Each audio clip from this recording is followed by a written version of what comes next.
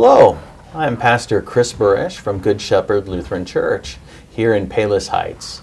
As a pastor, one of the amazing things that I get to bear witness to is how many great things are taking place in the Palos Heights community and the surrounding communities. These things really can be life-giving and helpful, not only for you, but for people that you love and care about. And getting the word out about these amazing programs, activities, and various opportunities to be involved in our community is the vision behind our monthly program. So thank you for tuning in to this month's Community Bridge. Today, I'm really very blessed to have with us from the Living Room in Orland Park, Patty Johnstone, the director of the Living Room, and Katie Hasenfang, a recovery support specialist and mental health professional. Mm-hmm. Thank you. Thank you. Thank you for inviting us. Yeah. So tell us a little bit about yourselves. Okay, well, I'll start. So I'm Patty Johnstone. I'm the director of Trinity Services Living Room in Orland Park. But besides that, my lived experience is more on the family side. I had a spouse with mental health and substance, and a son who had a traumatic brain injury, then also resulting mental health diagnosis because of the part of the brain that was impacted. So certainly have worked this and lived this. And my name is Katie Hasenfang. I am both a recovery support specialist and a mental health professional. So I have a dual role at the Living Room as someone that can practice as a clinician and also as someone that has the lived experience and do the recovery support specialist role. I started at the Living Room a couple months ago as a social work intern and then got hired on after my internship was completed and I graduated. So I stayed on at the Living Room to continue my career there. We wouldn't let her go. Fantastic. Well, great. You want to keep good people around. Right, exactly. So tell us a little bit about the Living Room. Sure. So I'll start tiny bit about Trinity. So Trinity Services was started in 1950 and, serves people with developmental disabilities, mental health, and people on the autism levels. And then the Living Room came out of that, on the mental health side. So the Living Room is a 24/7 crisis support. It's a free service. And we serve people who are having mental health concerns, need someone to talk to, looking for resources, as well as supporting the families who may not be sure on how to help their loved ones that are being challenged with symptoms and things. Beautiful. So how did the vision for the Living Room come about? Yeah, so the Living Room actually model came out of Arizona with Recovery International, and then the state of Illinois adopted that program, I would say maybe 5-6 years ago. And it really is meant to provide a alternative to the emergency room. It's number one, it's cost savings, but more than that, it's really more about providing that warm, comfortable environment rather than having people be in loud environments, waiting in long emergency rooms, like with my son, for a long time when he was younger in particular. We would spend 12, 13, 14 hours in an emergency room trying to get help and support for him.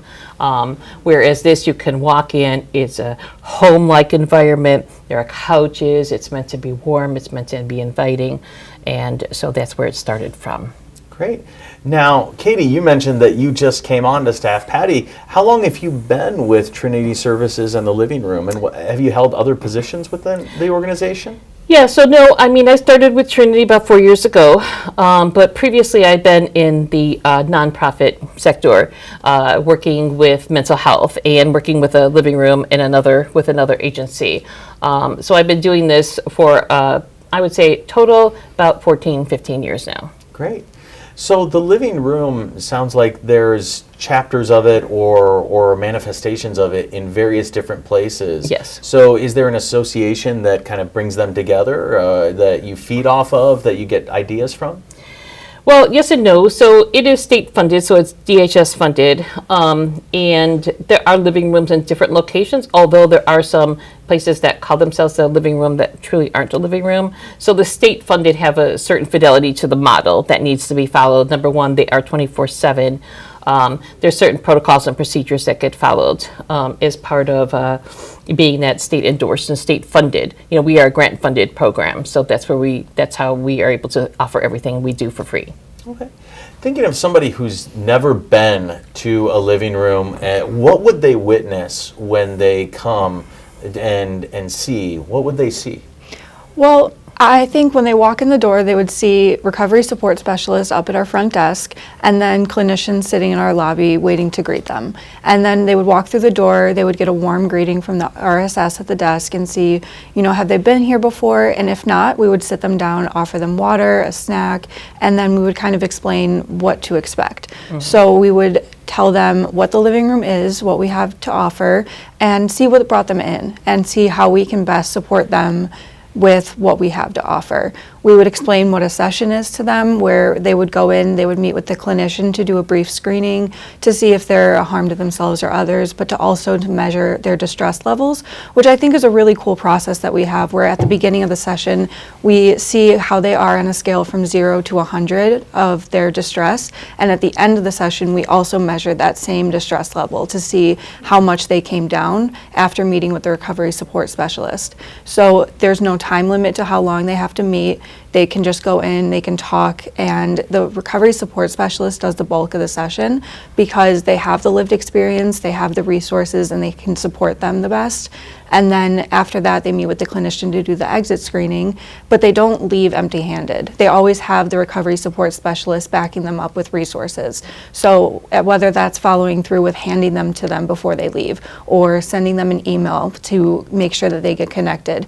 And then also we always follow up with them the next day to see how they're doing, make sure they don't need anything else or any additional resources, and we call that our 24-hour follow-up. So we try to stay connected as we can to our guests and make sure that they feel as supported as they can. And similarly, on the family side, when we have family members who are struggling and not sure what to do with their loved ones who might be experiencing some symptoms, families can come in, they can call. I often am the person who's meeting with the families, because of my own family lived experience and having worked with families for a long time now. We're not a place where people just come and get resources that are not fitting to them. We really try to match what people are identifying as important to them versus us trying to just hand out a bunch of resources. So by being able to do that, then people walk away really feeling like the information that they have is very useful and helpful. And same on the family side. We also have a family support group, and we also offer many other types of groups at the living room too. Great. So it sounds like, Katie, you mentioned the words offer. It sounds like there's a variety of types of clients or guests, as you referred to them, that you offer services for. You have individuals that are struggling with mental health, as well as family and friends who are connected to others that are struggling with mental health. What are some of the things that you offer to those different communities? Well, we have different programs at the living room, like our peer support program, where it's not therapy, but it is something that works in conjunction very well with therapy, where you can meet either weekly or bi-weekly with a recovery support specialist to work on SMART goals. And SMART goals is something that we focus on a lot in that program, which is an acronym that stands for specific, measurable, attainable, realistic, and time-bound. So it's a type of goal that it breaks down a really big goal into smaller, more achievable goals that are easier to reach. And you would work on those, you would work on values, things like that with the recovery support specialist to make sure you're achieving your goals while you're in therapy or while you're in that limbo of not being able to get into therapy. And that's our peer recovery counseling program. Our peer support program is really focused on, I kind of liken it to peer case management. So we help people sign up for benefits. Sometimes people have a hard time navigating systems. So we're able to sit with that person, and work one-on-one with them. Because, sometimes you start the process of filling out, like, let's say, Medicaid application or a disability application or looking at housing. And you start filling these things out and then you get stuck, or it gets overwhelming or it produces, anxiety for filling these things out.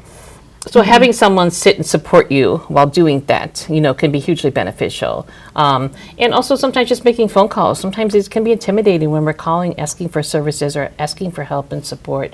So again, having someone have a supported conversation with you and help you the way that you identify needing help is what we try to do. Great.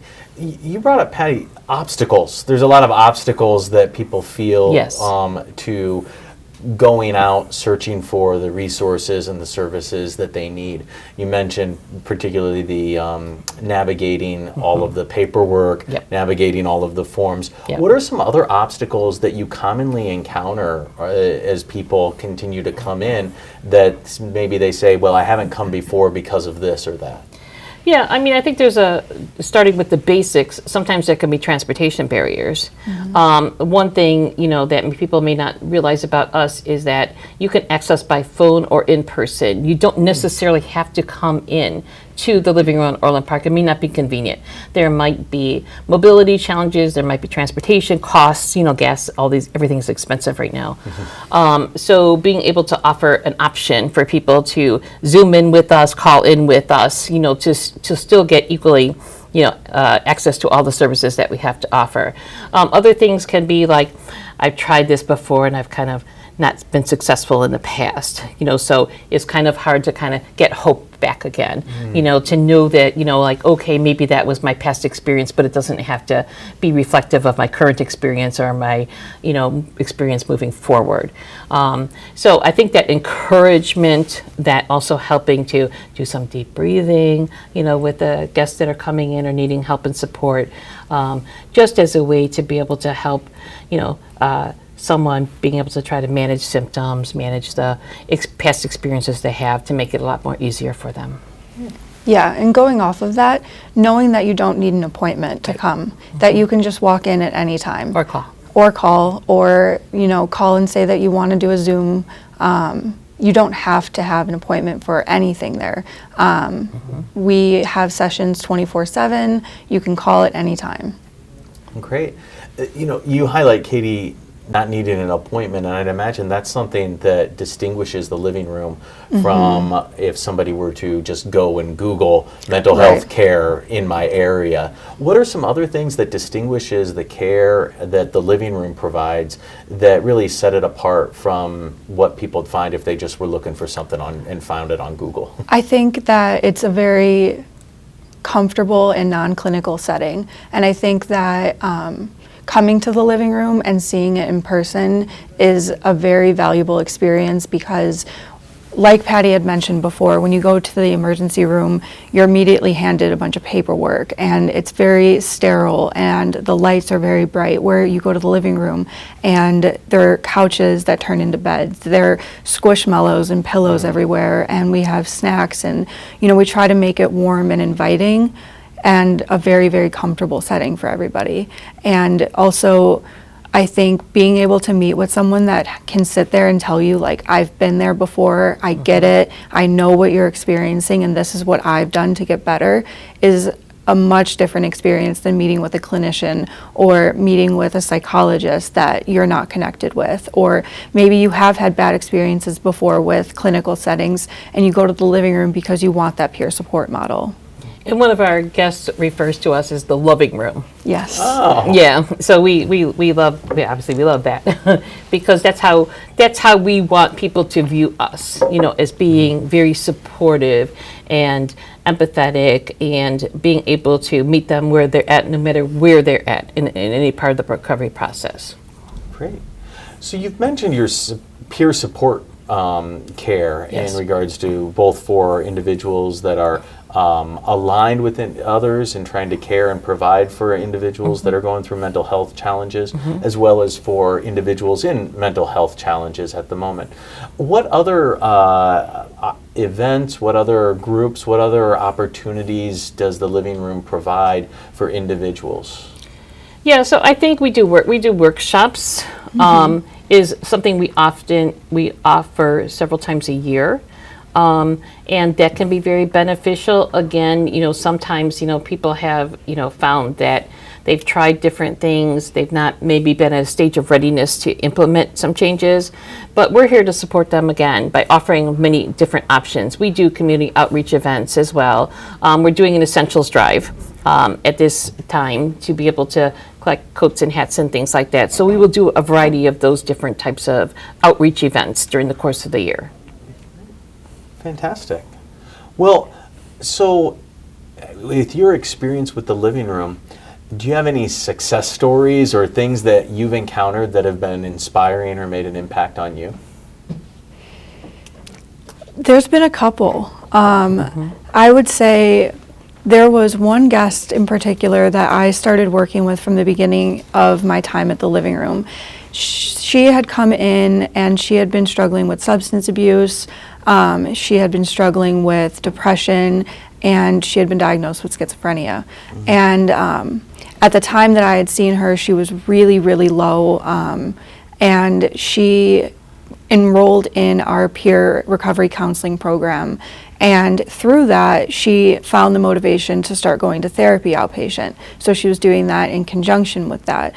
And then she started to go to a methadone clinic. She started to get off of her substances she was abusing. And slowly but surely, we started to see less and less of her. And of course that was hard because I wanted to, see how she was doing. I was thinking of her. But at the same time, I knew it was because she was doing better. And then she would check in every once in a while and say like, hey, I'm just having a hard day today, but things have been going really well. And it's like moments like that where you get those calls and just you hear that voice that's a little bit different from the first time you heard. And you can hear the hope in it again. And it just warms you so, so much. Or the calls that you get that just say, hey, thank you for your help. I really needed it that night. Or I used the skills that you recommended. That's what we love the most, is when people say we utilized what you recommended. And it's like, I don't know, you just see the growth and it just warms your heart so much. Yeah, so going off of that, we have a person that just called us recently to thank us, for the support that we've been providing. This is a person that most people had given up on. We were having repeat phone calls, on a regular, consistent basis with the same things over and over again, and our staff was constantly, offering suggestions and strategies and resource options, and the person wasn't at the stage of readiness to accept that. And in the past, this person's experience has been that people give up, because it's like, okay, we've suggested these things, you're not following through with them. So, we stayed in there with her. And then to be able to, as Katie mentioned, to get to the other side of that, where she's like, I am doing these things now. I want to thank you guys for hanging in here with us. That's what I feel like we do best, in terms of being able to, we're not going to give up on you. We're going to stay there with you, and for however long it takes. And when you are ready, then we'll be there beside you. Yeah. It sounds like it's very relational Yes. in the approach that the living room takes. Yes. Even going back to the 24-hour follow-up, it's not as if we just check the box, Right. like we saw you and that's all that matters, Right. Which is just phenomenal. Also has to be in some ways challenging because, Katie, like you mentioned, you develop a relationship with people, but what the goal is eventually they've utilized what we've given them and they're no longer requiring such intense care or sessions over the course of the time. So I'm sure that is kind of a little bit of a challenge as well for the staff. It is because, like you said, it is relational, and then also it's a challenge for the guests because they develop a comfort level with checking in with us. So like from people who graduate from like our peer recovery counseling program and things like that, which Katie mentioned is a SMART goal-oriented program, and they've kind of achieved what they, decided that, the goals that they needed to meet. They'll start trying to make up something to continue on with us, and we then offer them, it's like we still have groups here, we still offer workshops and we still offer other things, so you can stay connected with us. It might look a little bit differently, and of course, if there ever was a need, you can always call into us for, a conversation or help or support. That's phenomenal, just to continue to harbor the trust that comes with that relationship. Right, absolutely. Right. On both sides, yeah. And I'm someone that does the peer recovery counseling, and it is hard when I feel like, hey, you met your goal and that's great, and we are going to celebrate that together, but that does mean that our time is over. And you can tell, like, when they start thinking of goals that, they are just Don't need. they don't really need, and they just want to stay and they just want the support. But what's really cool is that they can still come to our groups. They can Absolutely. still utilize our sessions. So it's not like we're saying like, hey, we're done and that's it. It's just saying like, we're going to support you in just a different way right now because you already got this support and now you're going to get this support. But they can always come to our groups. They can always call when they need something, which is a phenomenal part of our program, is there's no limit. And even if it's for resources, I think sometimes people don't realize that, again, we might get people calling us and saying, hey, I don't really know where to go get help for this. And maybe it doesn't require a session, or maybe it doesn't require different things, and they're just needing some additional resources. We definitely support people with that as well. Yeah, I think that's beautiful. From a pastoral standpoint, trust is something that I'm sure has been an ongoing issue with a lot of the guests that you encounter, and to know from them that they can trust you, Right. that you are going to be there for them, that you're always accessible for them. That is quite an amazing way to continue to provide and dignify them. That's really great to hear. And I think a lot of that kind of is, again, reflective of, that lived experience side. I can't speak to how it feels like to be experiencing anxiety or depression symptoms, but certainly supporting someone with anxiety, depression symptoms. But for me, on the family side, when my son had the most difficult times and challenges through his teens into his early 20s, I would be, and before I even got into this area, a little bit, I would go to places and I'd be handed the same list of resources, or the same, and it was not even matching our insurance or, what we needed, or, what we were looking for.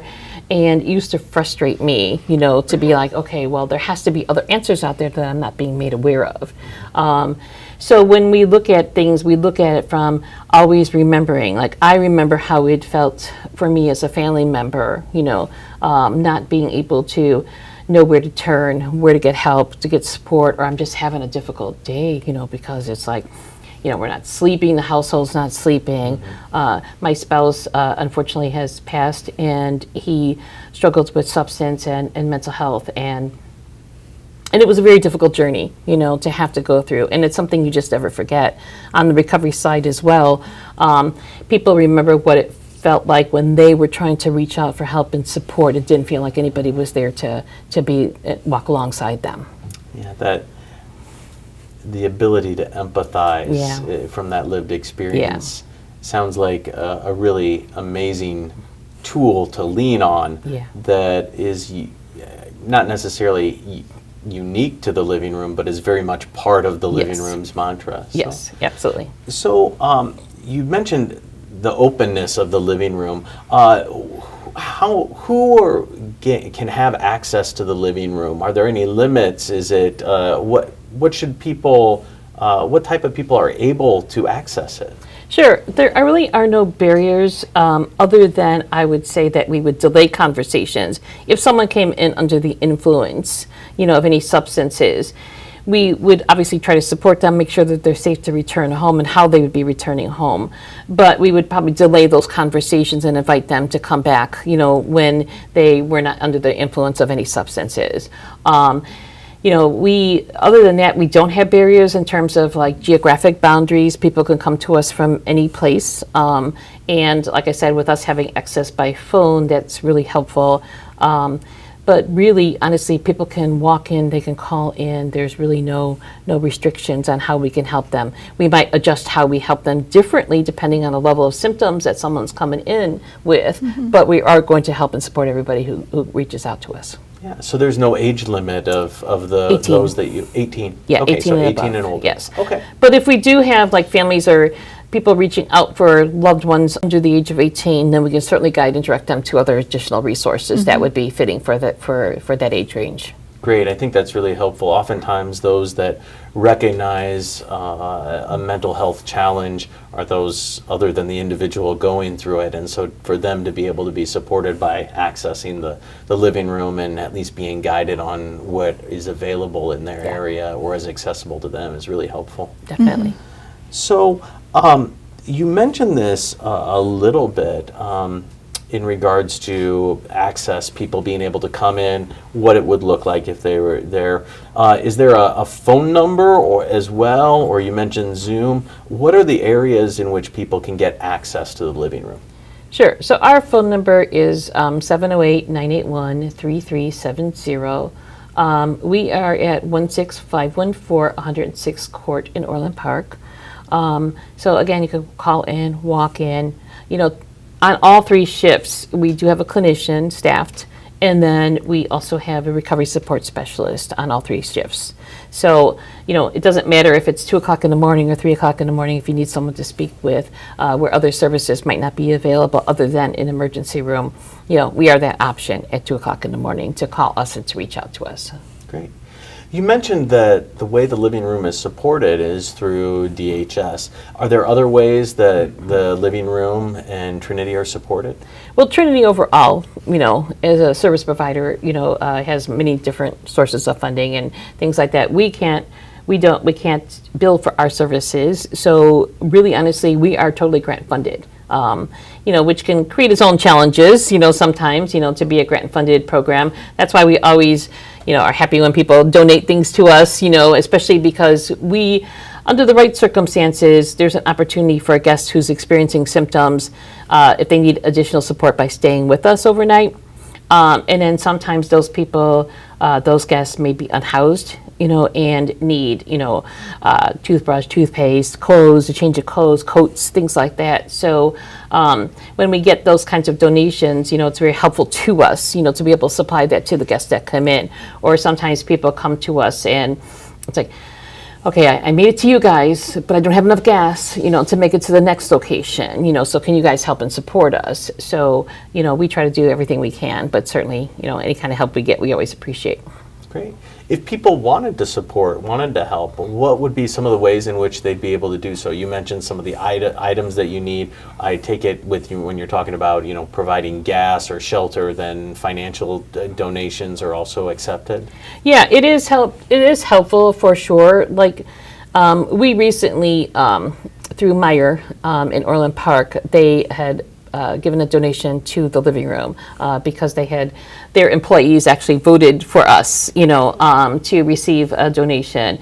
And so that donation, even though it was given to Trinity, it was allocated to the living room specifically. So we are using some of those funds for our outreach events, or like even towards our Essentials Drive and things like that. So yes, donations are always appreciated and certainly can be provided directly to the living room, rather than the broader organization of Trinity. But of course, if they want to do that too, they can, Mm-hmm. Fantastic. So I'm really thankful for you coming on today, especially this time of year, because the time around the holidays isn't always the Thomas Kincaid painting for families. And actually, I would argue it's more unlike that than most. Right. And the season does tend to bring about an escalation when it comes to mental health challenges. So I'm thankful for you coming on today to be able to share about the resources that the living room offers. Mm-hmm. I guess I would ask in closing, is there anything that you would like to share about the living room, or that you would like to say to anyone who might be struggling with either their own mental health or the mental health of one that they love and care for? Yes, okay, why don't you go first? I would say not to be afraid to reach out, and that you will always be welcomed with a warm and kind person at the living room.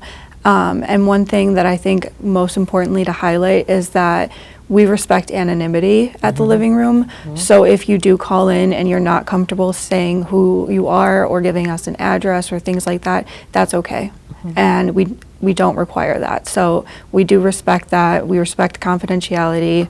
And yeah, that's about it. And I would just add that you would think for everything we're describing, we would be well utilized. We still are underutilized because most people are not aware of us, being out there in the community. So having these opportunities, we are very grateful for, to be able to spread the word that we are out there. And so we can definitely support more people. We have great staff, that are able to, meet with guests, help, like I said, again, provide resources, whatever the person identifies needing as being the most helpful to them. So I think that we're kind of still a well-kept secret, so come out to the living room. And check us out even. We have check us out opportunities too. Sometimes, people feel like they need a reason to have to come by or see us. But, sometimes people have more faith, if they are able to come out and visually see what the place is looking like. Like, so if I'm going to have my loved one come here, if I'm going to come here, being able to walk in and get the sense of what we have to offer. We certainly invite people to come in and take a tour and see what we have to offer as well. And that address again? It is 16514 and 106th Court in Orland Park. Fantastic. Well, Patty and Katie, thank you so much for coming on today and sharing about the living room and helping to provide hope for those that are struggling with mental health, to know that there are resources out there like the living room that they can rely on to provide, to get that assistance that they're looking for, and know that they're not alone in this challenge. So thank you so much for coming on today. Well, thank you for the opportunity to be able to provide this resource to the community. And thank you for tuning in on this month's edition of the Community Bridge. Until next time, God bless.